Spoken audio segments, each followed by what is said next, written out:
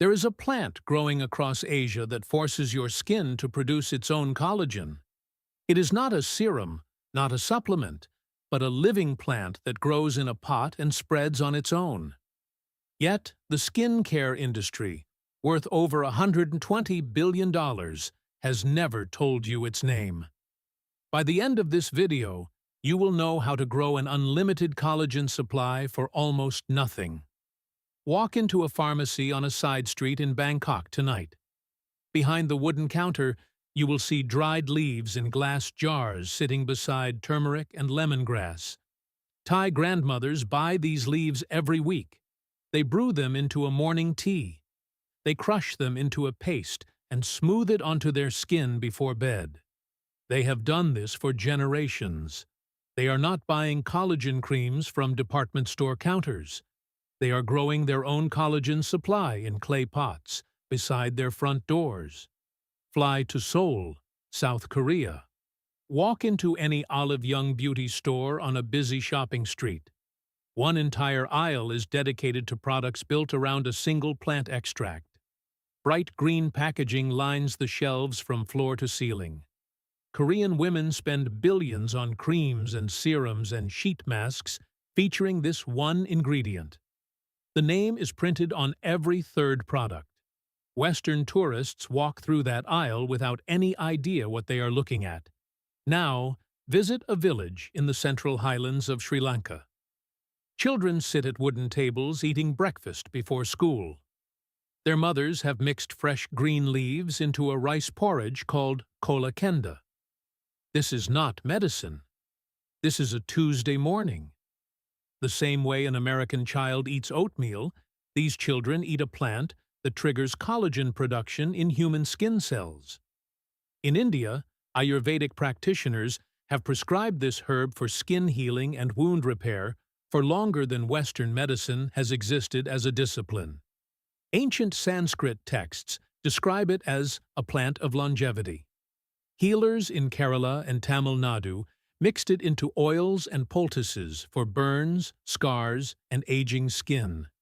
The records fill thousands of pages in manuscripts that Western researchers never translated. Here is the first clue that something went wrong. You know retinol, you know hyaluronic acid, you know vitamin C serums and niacinamide and peptides. These ingredients sit in every Western drugstore. But this plant, used by more people than all of those ingredients combined, does not exist in Western skincare consciousness. Most Americans have never heard any of its names. The problem begins with language. Thai healers call it bua bok. Koreans call it byong pul, which means soldier grass. In India, it is brahmi. In China, it is jisue kao. Western beauty brands shortened it to a single word, Cica. 5 names for one plant. No unified identity in Western languages.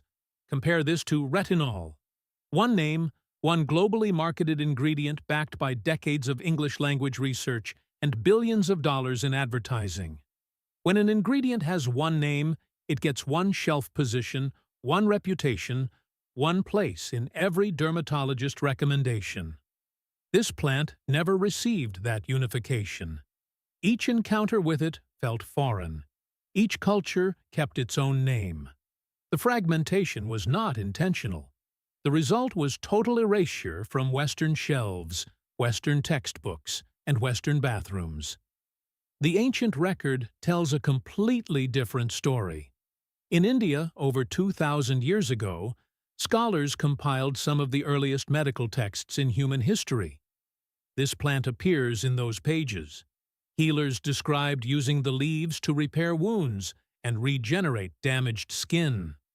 They considered it essential for longevity and mental clarity. Yogis in the Himalayas consumed it before meditation to sharpen the mind. The herb was not obscure. It was foundational to an entire medical tradition. In traditional Chinese medicine, physicians documented it as a wound healer and circulation stimulant. Chinese herbalists considered it one of the keys to a long life. The reverence lasted centuries across dynasties and never faded. But The most striking piece of history comes not from any medical text. It comes from observation. Across Southeast Asia, village healers watched wounded tigers in the jungle seek out patches of this specific plant. The animals rolled in its leaves. The wounds healed faster than expected. Villagers gave the plant a new name, tiger grass. They began applying the crushed leaves to their own cuts, burns, and aging skin. The observation was not scientific, but the practice worked. It continued for centuries without interruption. In 1942, French physicians working in Madagascar developed a pharmaceutical wound healing treatment from an extract of this plant. That product became a licensed medicine used in hospitals across Europe for the next 80 years. Western medicine quietly turned this plant into a pharmaceutical product, but no one ever told Western consumers they could grow the source plant themselves in a pot on their windowsill for less than $5. There is a reason you have been kept waiting to hear the name. Once you hear it, you will realize that you have already seen it. You have walked past it in beauty stores. You have scrolled past it in ingredient lists. You have been paying for it in products without ever knowing what it was. The plant is Centella Asiatica.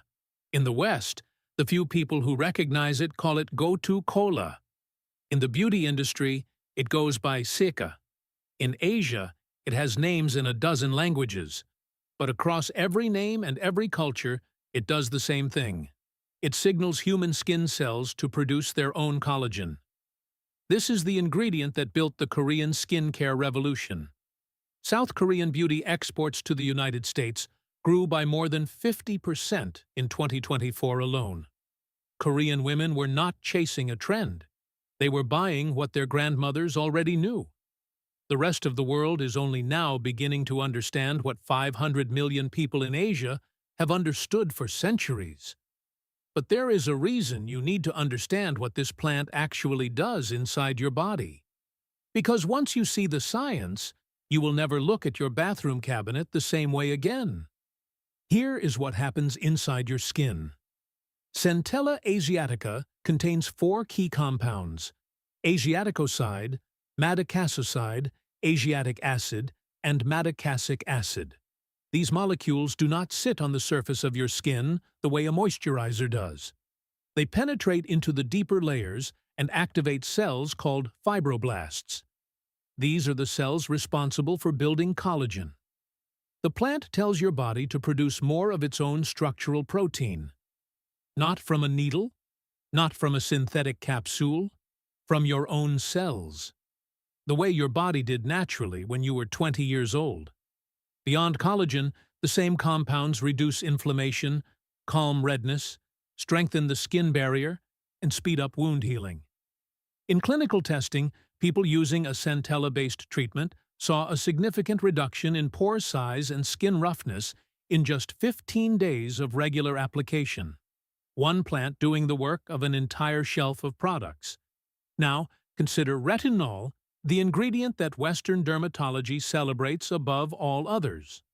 The retinol skincare market was valued at roughly $7 to $8 billion in 2024.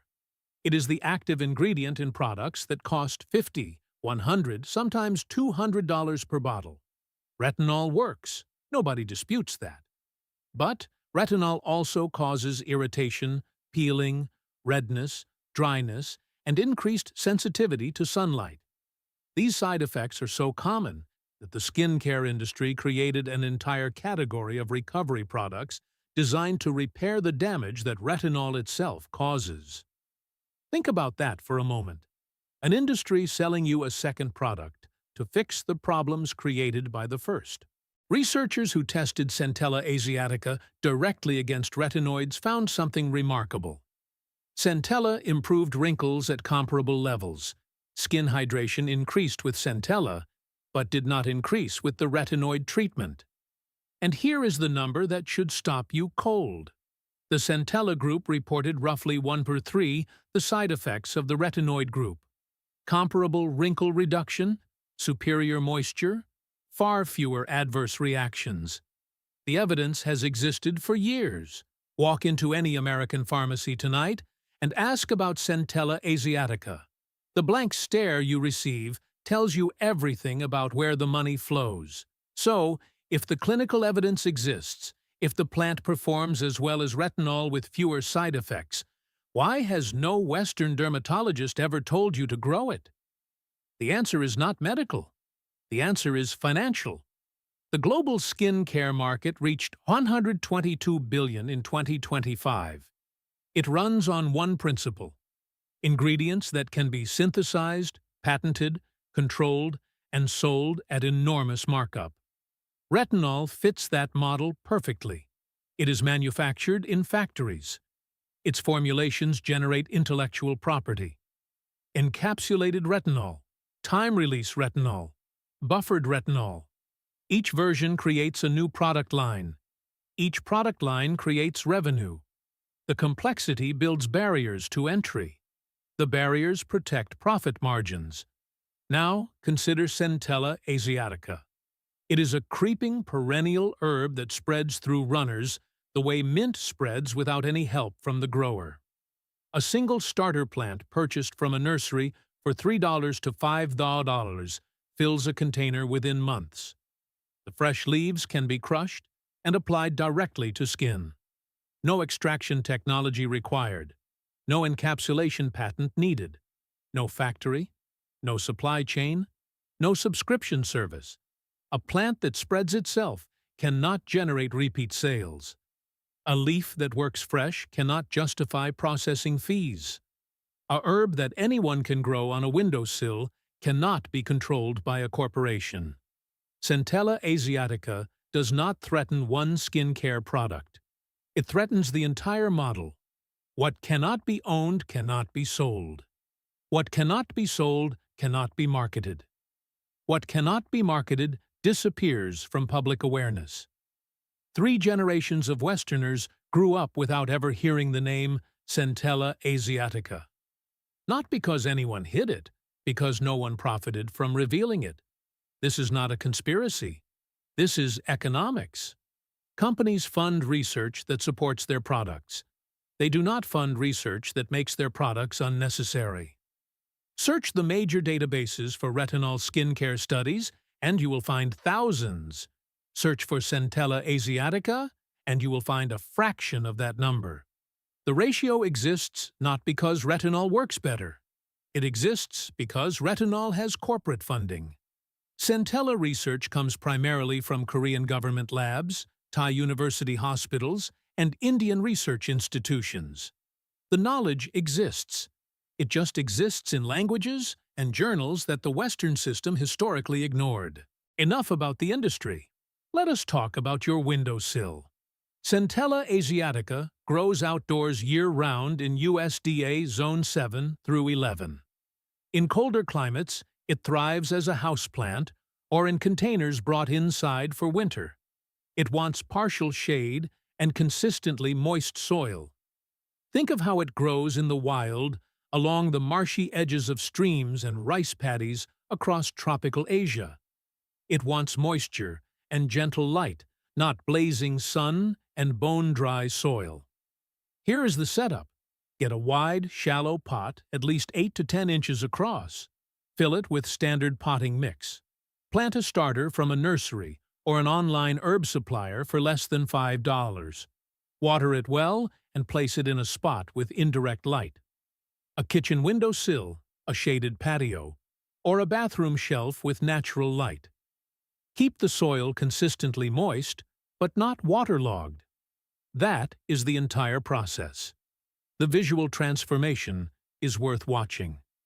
Picture the pot in week 1, a small cluster of round scalloped leaves that look like tiny lily pads on short green stems.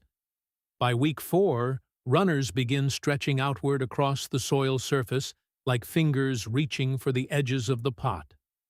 By week 8, the container is half full with dense, low-growing foliage. By week 12, you are harvesting leaves regularly, and the plant is producing faster than you can use it. Centella spreads through runners exactly the way mint does. In open garden beds, it will colonize any moist ground it reaches. In a container, it stays manageable and endlessly productive. One plant becomes 10. 10 become a permanent supply that requires no replanting, no reseeding, and no second purchase from anyone, ever. Harvest leaves anytime by snipping the stems with your fingers. The plant regenerates from the base within days. In warm climates, it grows year-round without slowing down. For cooking, Sri Lankan families mix fresh leaves into breakfast porridge every morning. Vietnamese cooks add the leaves to spring rolls and soups. In Thailand, street vendors juice the raw leaves into a cold green drink sold from carts along busy sidewalks in Bangkok and Chiang Mai. The taste is mild, slightly bitter, and refreshing. For skincare, the options are just as simple. Crush fresh leaves into a paste and apply it directly to your face as a mask. Steep leaves in jojoba or coconut oil for 2 weeks to create an infused facial oil. Brew the leaves into a strong tea, let it cool, and use it as a toner. Blend fresh leaves with aloe vera gel for a calming skin treatment. The active compounds are present in the living leaf. No laboratory required. No processing equipment. Just a plant and your hands. Consider the math. The average American woman spends between $120 and $180 per year on anti-aging skincare. Many spend far more. That means retinol serum sitting in bathroom drawers, collagen powders stirred into morning coffee, vitamin C creams on nightstands, monthly subscription boxes arriving at front doors, shelves full of bottles with promises printed in elegant fonts. A Centella Asiatica starter plant costs $3 to $5. It propagates itself forever. It provides fresh leaves for your skin and your kitchen and your tea for as long as you keep the soil moist. One purchase, permanent supply. No refill, no subscription, no reorder. If supply chains fail, if shipping costs spike, if the beauty store down the road closes its doors, the plant on your windowsill does not notice. It keeps growing. It keeps spreading. It keeps producing the same leaves that Thai grandmothers, Korean beauty labs, and Sri Lankan mothers have relied on for longer than any skincare corporation has existed. The question was never why Asia hid this plant. Asia hid nothing. Walk through the Chatuchak market in Bangkok, and you will see bundles of fresh centella leaves stacked in neat piles beside jasmine and galangal. Visit a beauty counter in the Myeongdong district of Seoul, and every third product on the shelf features the word Cica in bold green letters. Step into an Ayurvedic clinic in Kerala, and dried centella sits in plain glass jars alongside turmeric and ashwagandha. The knowledge was always there, always public, always available. The answer is not conspiracy. The answer is structure. Economic systems promote what benefits economic systems. Research follows funding. Funding follows patents. Patents require control. Centella Asiatica cannot be controlled. It spreads. It roots. It naturalizes. It becomes wild. It becomes free. The plant you set on your windowsill this week will be producing leaves by next month. Those runners will fill the pot by summer. By next spring, you can split it into 5 containers and give them to your neighbors, your children, your friends. And every single morning, that small green plant will offer you, for free, what the skincare industry spends billions convincing you to buy. If this story changed the way you look at the plants in your garden or the products in your cabinet, please subscribe and like the channel. We are uncovering the history and the natural secrets that have been overlooked for too long. Let's cultivate a healthier future together. The next hidden treasure will be revealed soon.